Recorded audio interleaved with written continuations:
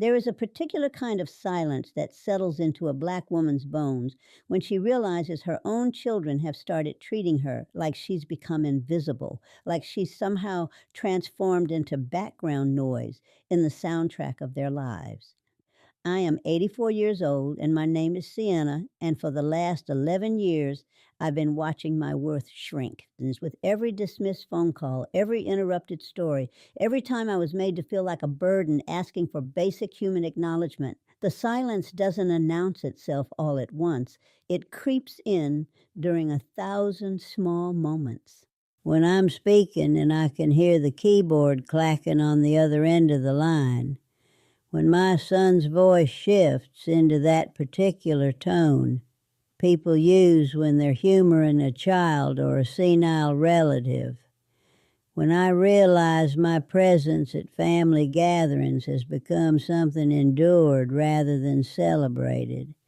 My youngest child, Darius, a successful attorney with an impressive home in the suburbs, a second wife half his age, and a life so demanding that his own mother barely registers on his calendar anymore, has mastered the art of polite dismissal so thoroughly that it almost passes for respect if you don't look too closely, if you don't let yourself feel the sting of it.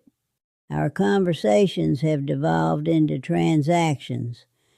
When he needs my famous gumbo recipe for an important client dinner, he has all the time in the world, calling me 3 times in 1 week with detailed questions about proportions and technique. But when I call him, needing nothing but the sound of his voice, or wanting to share the way I saw a cardinal that morning and thought of his father who's been gone for 16 years, Darius answers with an audible sigh that makes something crack inside my chest every single time. "Mom, I'm absolutely swamped. Can you make this quick?" he asks. And I, who have spent 43 years raising this man, who have worked double shifts at the hospital so he could attend that expensive private school, who have taught him everything I know about dignity and grace, shrink myself smaller and smaller until my own voice sounds unfamiliar to my ears. I've learned to apologize for existing, to treat my own emotional needs like an imposition, to accept the narrative that a good mother, especially a black mother, especially a grandmother, is supposed to be endlessly accommodating, infinitely patient, grateful for whatever scraps of attention my children can spare between their important lives and their important obligations. The breaking point came not with anger, but with the weight of a single object and a single memory. I had been reorganizing my bedroom closet when I found the old photograph tucked behind a shoebox, a picture of myself and my late husband, Samuel, standing in front of a small brick house we'd scraped together every penny to buy back in 1974, both of us sun-bright and hopeful. Our whole lives still stretching out before us like a map of possibilities.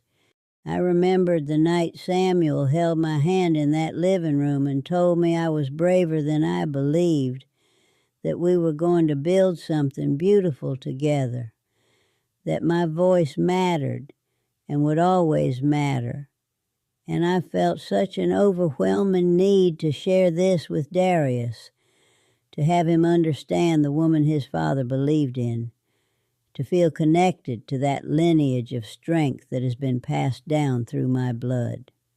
When I called, Darius picked up immediately, a small miracle that made my heart leap.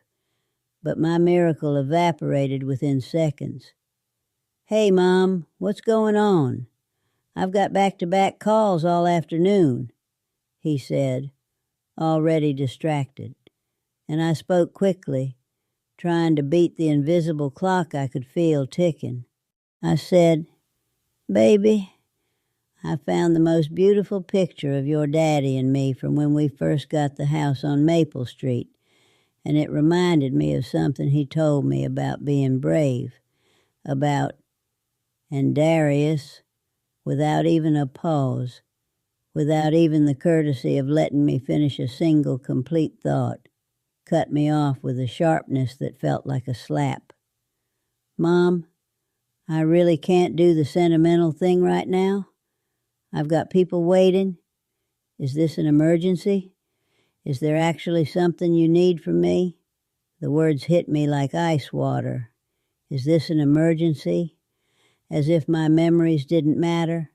As if my emotional life, my desire to pass down the wisdom of my ancestors to my own child, as if none of that qualified as real or important or worth 4 minutes of his time. I hung up the phone and sat at my kitchen table, the same table where I'd helped Darius with his homework, where I'd nursed him through chicken pox, where I'd listened to his hopes and fears and dreams for hours on end without checking a clock.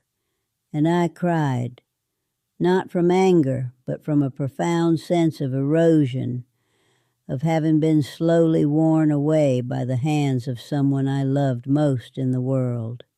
For 3 months, I tried the silent treatment, thinking that my absence might teach Darius something, that maybe he'd finally notice the void I'd left.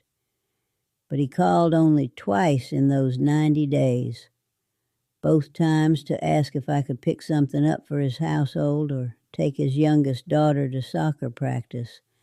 And I realized with devastating clarity that my withdrawal hadn't wounded him at all. It had only deepened my own isolation, made me feel more trapped and invisible than ever before. It was my oldest friend, Evangeline, a 93-year-old woman with silver locks that reached her waist and a gift for speaking hard truths, who finally broke through the fog when I poured out my heart during our weekly card game. Evangeline set down her hand and looked me directly in the eyes with the kind of clarity that only comes from having lived long enough to see through all the excuses and half-truths. And she said something that would alter the remaining landscape of my life. Child, you're brilliant, but you're acting foolish. You taught Darius that it's acceptable to disrespect you by accepting his disrespect every single time he gives it. You apologize when you should demand better. You've spent 2 decades teaching him that your feelings are optional, something he can dismiss whenever his schedule is inconvenient. You know what you need? One simple sentence that changes everything. Evangeline taught me the exact phrase that would force my son to confront his behavior without triggering defensiveness, without giving him anything to fight against or excuse away. It was a sentence so straightforward, so impossible to argue with, that it would act like a mirror he couldn't look away from. The way you're speaking to me right now does not feel respectful, and I need you to try again. That was all. No accusations, no emotional manipulation, no guilt tripping, just a clear statement of fact about his behavior and a calm request for correction. I spent 2 weeks practicing this sentence, standing in my empty kitchen, speaking to the refrigerator with the kind of precision an athlete uses when training for competition, keeping my voice level and steady, learning to say the words and then stop talking, to sit in whatever silence followed without rushing to fill it with explanations or apologies. The test came on a Friday evening when Darius called, sounding rushed and entitled. Mom, listen. I need you to come over and stay with the kids all day, Saturday and Sunday. Keisha has a spa weekend planned with her friends, and I can't handle them alone. Just come early and bring something to cook. I'll leave you some grocery money on the counter. He didn't ask if I was available, didn't inquire about my own plans or preferences, didn't even use the word please. He simply issued an order like I was staff he'd hired to manage his life's inconveniences. I felt my heart begin to race, felt that familiar instinct to acquiesce, to say yes and thank him for needing me. But instead I took a slow breath and spoke in a tone so calm it surprised me. Darius, before I answer you, I need you to speak to me differently. What you just said to me sounded disrespectful, and I need you to ask me again, this time with consideration for the fact that I'm a human being with my own life and my own choices. The silence on the line was shocking, almost violent in its thickness. I could feel my son's shock radiating through the phone, could sense him searching for a way to respond, to push back, to defend his entitlement. But there was nothing for him to grab onto because I'd given him no emotional fuel, no anger to match, no guilt to weaponize. After what felt like an eternity but was probably only 20 seconds, Darius exhaled, and his voice came back entirely different, softer, confused, almost childlike in its sudden awareness. Mom, you're right. I'm sorry. That was really inconsiderate of me. I didn't even ask if you wanted to come, I just assumed. Would you be willing to help us out this weekend? I understand if you have other plans. It was like watching clouds part after a storm, like watching my son suddenly recognize my humanity in the space I'd cleared by refusing to diminish myself.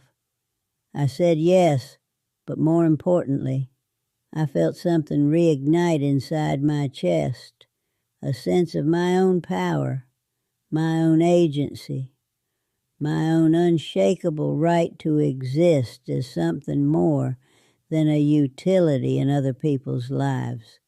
Over the following 6 months, Darius tested my consistency again and again, because old patterns run deep and muscle memory is powerful. But each time he slipped back into his familiar dismissiveness, checking his phone while I spoke, speaking to me with condescension, making assumptions about my time and my abilities.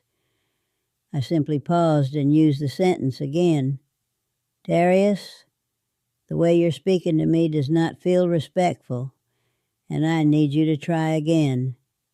And each time, something shifted a little more in him, like tectonic plates gradually moving position, like the foundation of our relationship slowly being rebuilt on an entirely different substrate.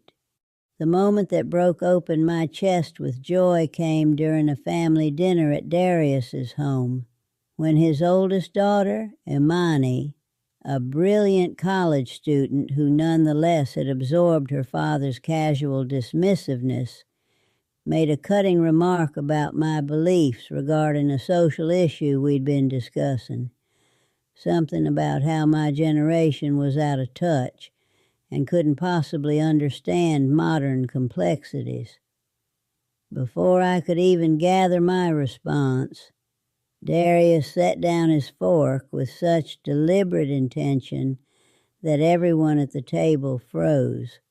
He looked directly at his daughter, his face serious in a way Imani had rarely seen, and he said with a firmness that came from somewhere deep inside him, from the part of him that was finally learning to honor his mother, Imani, that was disrespectful, and I need you to understand something.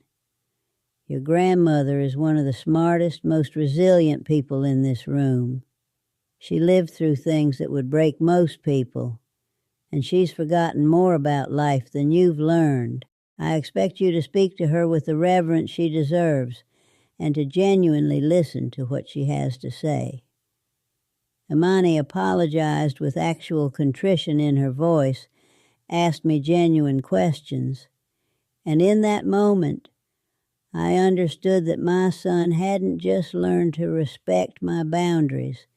He had internalized them so completely that he was now passing them down to the next generation, teaching his daughter that the worth of a person isn't measured by their productivity or their relevance to a current moment, but by their fundamental human dignity. When Darius walked me to my car that evening, he hugged me in a way that felt different from before, with intention and presence. And he said, "Mom, thank you for tonight. I really appreciated talking with you. I wish I'd made more time for this over the years." And I realized that the greatest gift wasn't just being heard. It was being chosen, being prioritized, being seen as someone worth the investment of authentic time and genuine attention.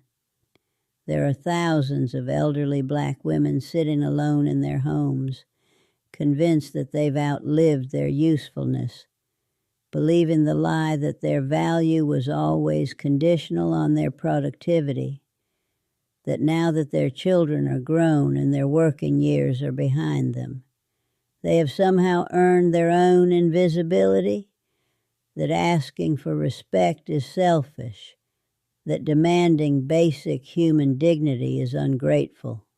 But the truth that I discovered is this: you do not lose your right to be treated well simply because you have gray hair and the wisdom that comes with survival. You're not a burden for having emotional needs. Your memories are not luxuries or indulgences. They're the inheritance you're meant to pass down. You teach people exactly how to treat you by what you will and will not accept. And the magic is simpler than most people realize. It's a single sentence spoken with calm certainty, followed by your willingness to wait in the silence without breaking, without apologizing, without diminishing yourself.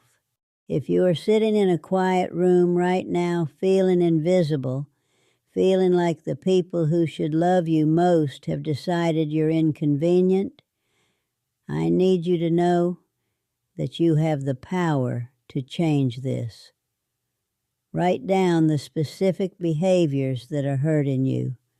The way he sighs when you call, the way she checks her phone while you're speaking, the dismissive tone, the assumptions about your time. Speak that sentence out loud in your empty house 100 times until it lives in your bones. The way you're speaking to me does not feel respectful, and I need you to try again. Plant your feet. Hold the silence. Refuse to apologize for your own existence, because winter may have come to your life, but you do not have to spend it alone and invisible and unheard. Your voice still matters. You still matter. And when you finally insist upon it, the people around you will have no choice but to see you again.